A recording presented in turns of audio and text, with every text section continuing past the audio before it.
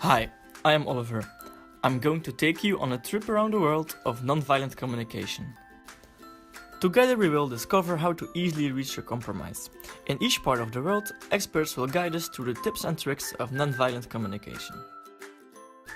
To meet our first expert, we are going to the United States of America. Let's go! Hi Lisa. Welcome, Oliver. What brings you here? I was wondering, what exactly is nonviolent communication? Let me give you a brief introduction to the concept. Nonviolent communication is a communication technique developed by Marshall Rosenberg. The main idea consists of people being able to show compassion. Violence is seen as a last resort. Normally, there are better techniques to avoid the use of violence. Nonviolent communication focuses on three main aspects: self-empathy, empathy, and honest self-expression. Self-empathy concerns the internal processes of thoughts, feelings, judgments, and so on. Empathy is trying to understand the underlying observations, feelings, needs, and requests. Honest self-expression is expressing what is important to you. Besides the three main aspects, we have four different components: observations, feelings, needs, and requests. What exactly do you mean with those four different components? For example, a mother might say, "John, when I see all these things lying on the floor, I feel irritated because I want a clean house." She would follow immediately with the fourth component, a very specific request. "Would you be willing to clean up your things?" Oh, that explains a lot. Nonviolent communication replaces our old patterns of defending, withdrawing, or attacking when confronted with judgment and criticism. Thanks to nonviolent communication, we come to perceive ourselves and others, as well as our intentions and relationships, in a new light. Resistance, defensiveness, and violent reactions are minimized. Nonviolent communication fosters respect, attentiveness, empathy, and engenders a mutual desire to give from the heart. This is a great idea. Why isn't everybody using this? Well, as other theories, also this one has some assumptions. I will only zoom in on the most challenging ones. Firstly, all human beings share the same needs, but as we know, there are a lot of differences between the needs of human beings. A second assumption is that our world offers sufficient resources for meeting everyone's basic needs, which is certainly not always the case. These assumptions are difficult to fulfill. Should we still use nonviolent communication? Definitely. The technique increases the probability of people interacting in a respectful and constructive manner. We can also use it in our daily lives, for example, in relationships with partners and family. Another interesting thing is that nonviolent communication can be used to solve violent conflicts. You can also apply nonviolent communication in your working environment. As you can imagine, the quality of the relationship between supervisors and employees will result into a better quality of the offered product or service. The problem is that using nonviolent communication is like learning a new language. This might lead to a strange sounding communication, but in the end, it will contribute to the well-being of everybody involved. Thank you very much for the explanation, Lisa, but I really need to catch my flight. See you next time. It was my pleasure. Bye!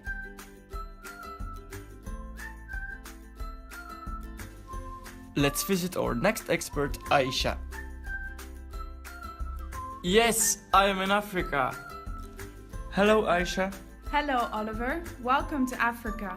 Could you explain how I can use nonviolent communication to reach a compromise during teamwork? Of course I can. Please follow me to the workstation. In order to reach a compromise, there are two necessary conditions. Firstly, each group member has to be willing to set up a relationship with the other members. Secondly, each member should clarify his or her underlying needs. Most of the time, teamwork isn't successful because someone's need wasn't made clear. Whilst working in a team, you have to think out of the box. Looking for a solution that is perfect for each member is not realistic. Nonviolent communication suggests searching for a solution that is acceptable for everyone. This will be a dynamic solution that will have to be adjusted over time. There are two major phases in finding a compromise when working in a team: the phase of exploring needs and the problem-solving phase. Let me make this clear to you with an example. Imagine a team in which a leader proposes a new strategic plan. Due to the entry of no competitor, we have to find a new strategic plan. The budget will be restricted to $10,000 and the plan has to be finished by next month. Is there any problem? I am confused about which decisions I can make on my own and for which decisions I would have to contact my managers. I believe I don't have enough experience to work on my own. How should we work together with other departments? This Friday I want to leave work a little earlier. So, if I understand correctly, you need clarification, support, cooperation and rest. However, in times like these, it is not possible to take some rest. I hope you understand. But I will take all your suggestions into consideration. In this example, the team leader took everyone's needs into consideration. By doing this, the team members will be more willing to find a mutual solution. This process might seem time-consuming, but in the end, you will get to a compromise way faster. So, let me summarize this. First, you have to find a mutual goal. Then, you have to listen empathically to set up a relationship. Thirdly, you have to formulate your needs in a non-violent way. Then you have to adjust the general proposal by listening to everyone's objections. And finally, you have to choose the proposal with the least objections. I still have one question.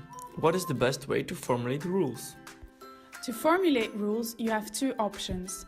The first option is the compulsory way. For example, you could say, if you arrive late twice for a meeting, you will only earn half of your bonus. If this happens multiple times, you will be kicked out of the project.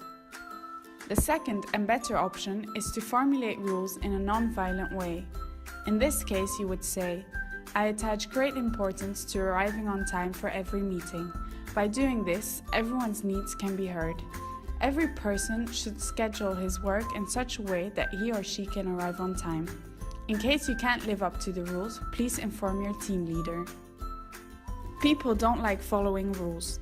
Usually they just follow them to avoid problems and not necessarily out of respect.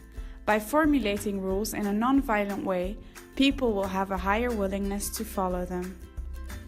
Well, this was everything I could tell you about how to reach a compromise in a non-violent way.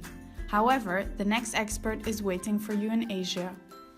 Thank you, Aisha. Goodbye. And goodbye, Africa. And last but not least, I'm on my way to meet Miwa in Tokyo. Here I am again for our last stop of this world trip. When trying to reach a compromise, you can be confronted with several tricky situations. Our next expert, Miwa, will teach us how to deal with 3 specific situations. Hi Oliver, welcome to Tokyo. Hi Miwa, nice to meet you. Personally, I find it very difficult to cope with the no of a colleague. Do you have some tips on how to deal with this? Of course I do. From the point of view of nonviolent communication, we see a no as a yes to something else. Let me give you an example. When you ask a colleague if he wants to help you with some extra work and his answer is no, this might be a yes to more rest or a yes to more time to take care of his family.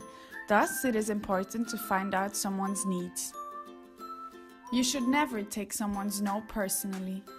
That makes sense, but how do you find out what someone needs? It is important to have empathy when you listen to the other person. And most of the time, it is enough to ask a simple question like, do you say no because you need more rest? To discover the other person's need. If you cannot find a way to fulfill the other person's need, it is best to seek someone else who can help you fulfill your own needs. Thank you, I'm going to use this tip. I have another question. What if I want to say no to someone?